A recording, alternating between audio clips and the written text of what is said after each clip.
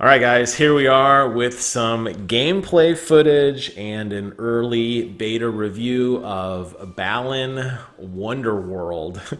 The name alone should make you think this game is going to be weird, and I'm here to tell you guys this game is weird. Now, it does some interesting things, it's not all bad, and I'll get into that. What you're going to be looking at is about, let's looking at the timer here, about 14 or so minutes of gameplay that I did jump around a little bit. There are some jump cuts. It'll be pretty clear when that happens.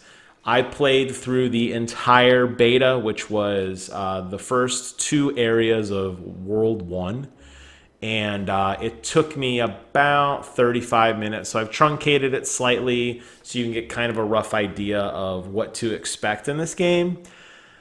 It's weird. I don't know how to really talk about it without saying it's very different. You got these little chibi characters who it appears as if you choose between a boy or a girl. You know me, I always play as women, and it's a lot to do, obviously, with my love for Samus Aran and Metroid. I've told that story a zillion times, but I went ahead and chose the woman. It doesn't seem to matter.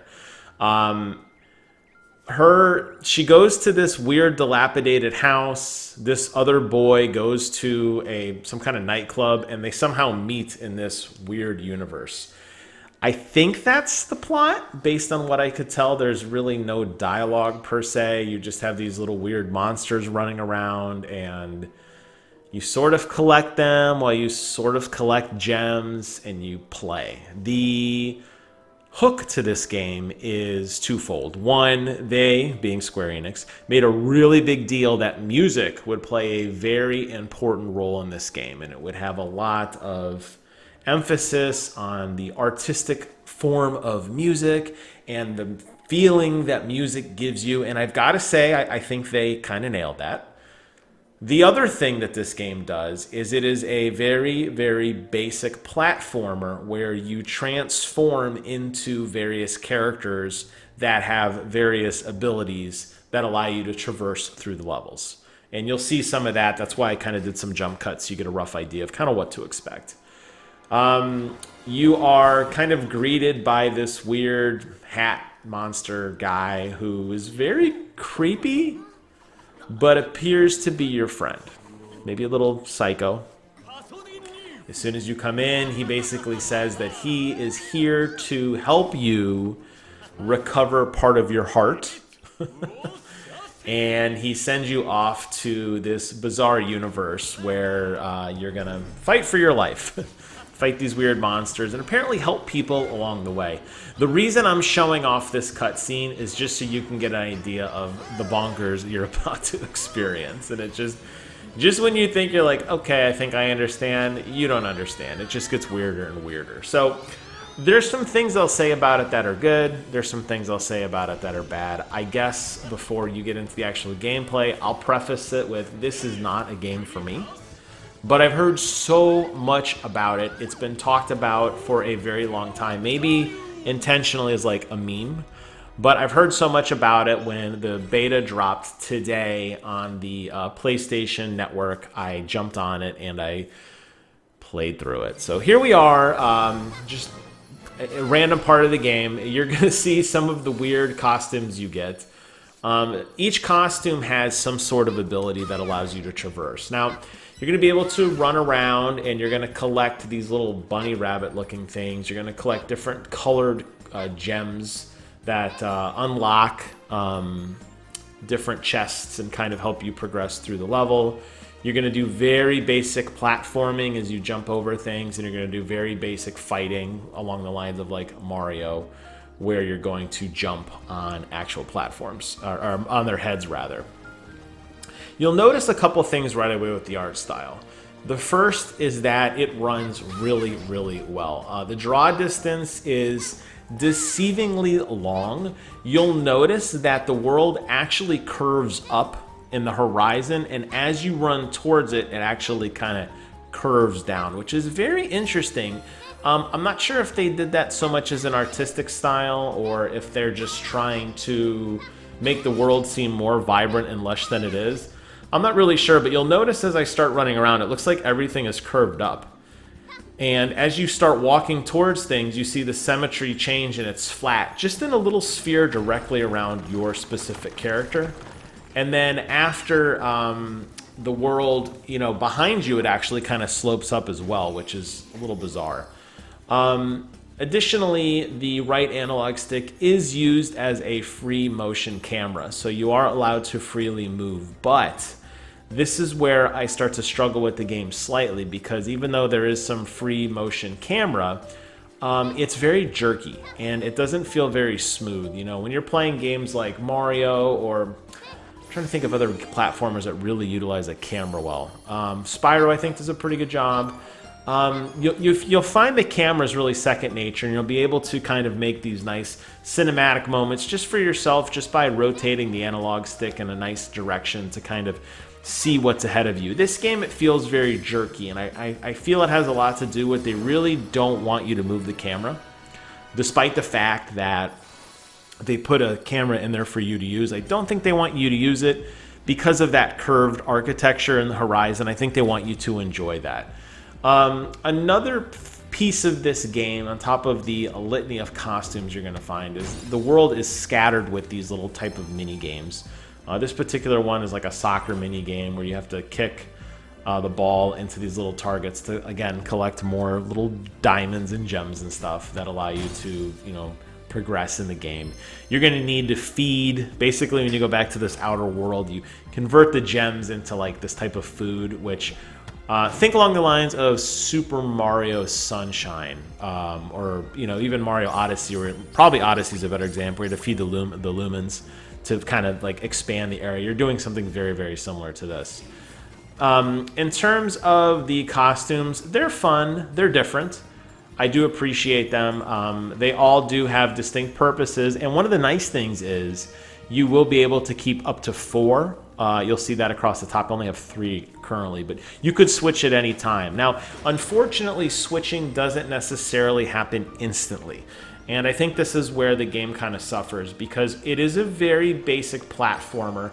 Pretty much you're going to be able to platform with any character at any time. You just might miss out on some of the gems or something. Like, any character could jump up and collect that question block that I'm hitting with this particular character. It's just a little faster with this one, but you don't necessarily need it.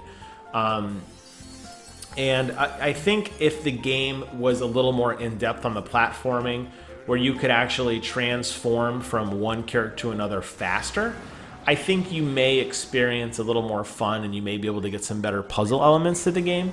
But unfortunately, since everything takes a second, like you saw there, it doesn't really work as well. Additionally, I am not entirely sure a lot of enemies, their hitboxes, and how you actually proceed to hit them is a little bit bizarre. There are times, like you'll see upcoming with the boss that I'm going to fight, I'm not really entirely sure how I even beat it. It just kind of died. This boss, I think you had to jump on his head, and even though I did that the first and second time, the second time I was actually penalized and I lost health for it, which was weird. Even there, I did the same thing. I spun. I didn't hurt the enemy. I lost my wolf form. Then I spun again, and we kind of killed each other. Again, doesn't make a whole lot of sense. Each world, this one seems to be based in farming. There's a lot of like farming type things. You'll see like corn and hay bales, and you're going to see this really weird dance scene with the farmer and the girl, which honestly, I didn't know where it was going to go. I'm like, is this going to turn into some kind of like janky porn, or like what the hell is going on here? It was very, very weird looking. I don't understand, like I said, really what this has to do with the story. You're transported in this strange world by this weird monster-looking guy. He's got this magical wonderland where you're going to go and essentially reclaim your heart, but then we get a cutscene of a farmer who is out there doing his work. I mean, look at this guy. He's working hard. He's busting his ass. He's shoveling. And then one day, he loses and regains his hat. No, that's not the part. Evil's supposed to occur. Here's the evil now. Okay. Then evil occurs. Ooh, spooky. Some kind of tornado comes through. And I don't know if he dies or like his family gets murdered. He seems to be really upset. Somehow the tornado has eyes and becomes a devil. And then we're done with the farmer now because apparently, you know, I don't know, he just kind of gets sad. And then you're going to fight this monster. And this is what I mean about these boss fights. They don't really make a whole lot of sense. I mean, they're pretty to look at. It's a very nice, stylized art. I think the sound effects work well. I think the soundtrack is catchy, honestly.